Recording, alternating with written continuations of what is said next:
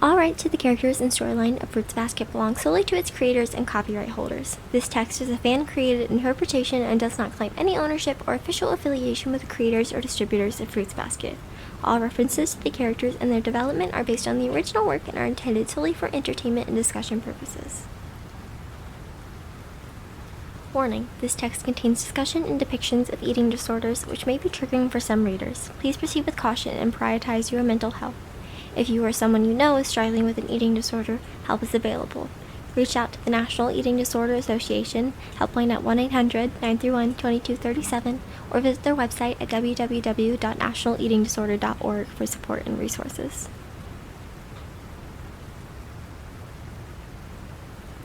Puppet Strings, Chapter 6. Over the next few days, Kyo's focus was unwavering. He was meticulous about keeping Tohru on her recovery plan, preparing meals that were not only nutritious but also carefully tailored to meet her needs. Despite his dedication and the care he put into each meal, Tohru found herself battling a relentless inner turmoil. The voices in her head seemed to grow louder with every bite she took, each meal becoming a new battleground. One evening, Kyo made a dinner that he hoped would bring her some comfort. He prepared a well-balanced meal with colorful vegetables, lean proteins, and wholesome grains, each ingredient chosen to nourish both body and soul. As he placed the steaming plate in front of them, he offered Tohru a warm smile, trying to ease her anxiety. Tohru, however, was struggling. She picked at her plate, managing only a few small bites. Each mouthful seemed to bring her more distress. Kyo noticed the tension in her shoulders and the way her eyes fluttered nervously around the room. He tried to engage her in light conversation, offering gentle words of encouragement. But Tohru's responses were subdued, her focus clearly elsewhere. After dinner, they went through their evening routine. Kyo sensed Tohru's growing agitation, but chose to give her some space, hoping that time would help her process her feelings. They climbed into bed, and Kyo soon fell asleep beside her, his breathing steady and calming.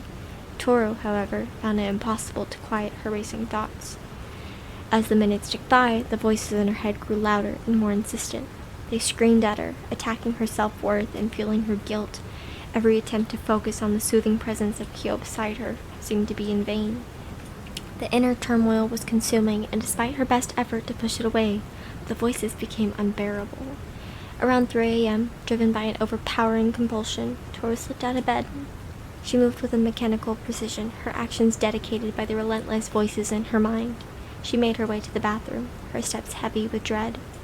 Once inside, she stood in front of the toilet, her mind a whirlwind of conflicting emotions. The toilet seemed to mock her with its emptiness. The voices in her head continued to ceaseless chant, "Erase, erase, erase." They were cruel and insistent, urging her to undo the small progress she had made.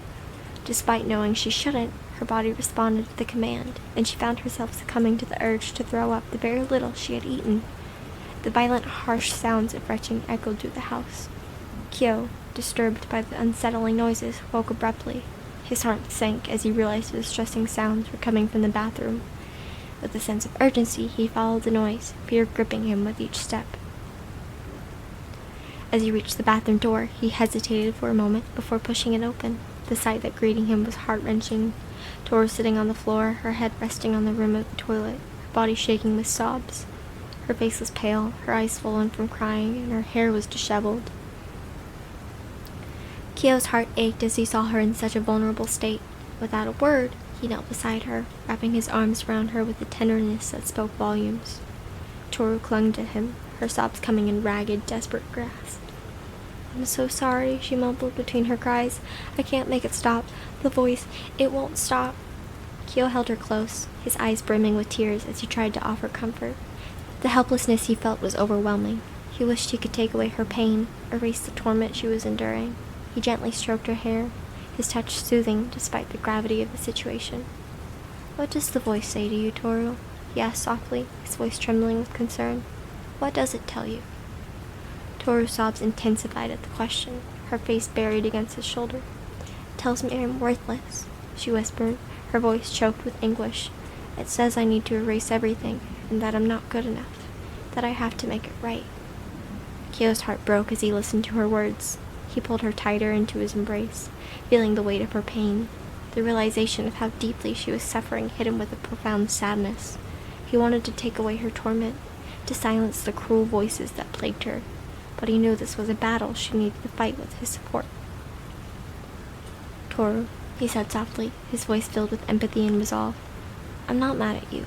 We have a lot of work to do, but I'm here for you. We'll get through this together." Tohru continued to cry, her words barely coherent as she repeated the voice. "I can't make it stop." Kyo's heart ached with each sob, and he felt an overwhelming urge to protect her from the pain. He stayed with her, holding her close as the minutes ticked by.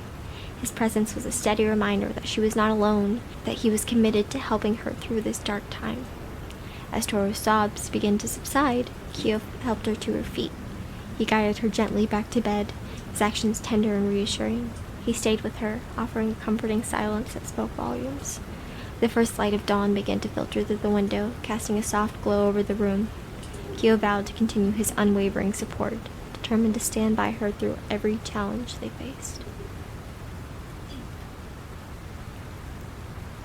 Hi, my name is Angel, and I hope you liked this. If you did, please give it a like and subscribe. And if you want to hear more, check out my website. Or if you want my books in easier to read format, check out my Wattpad.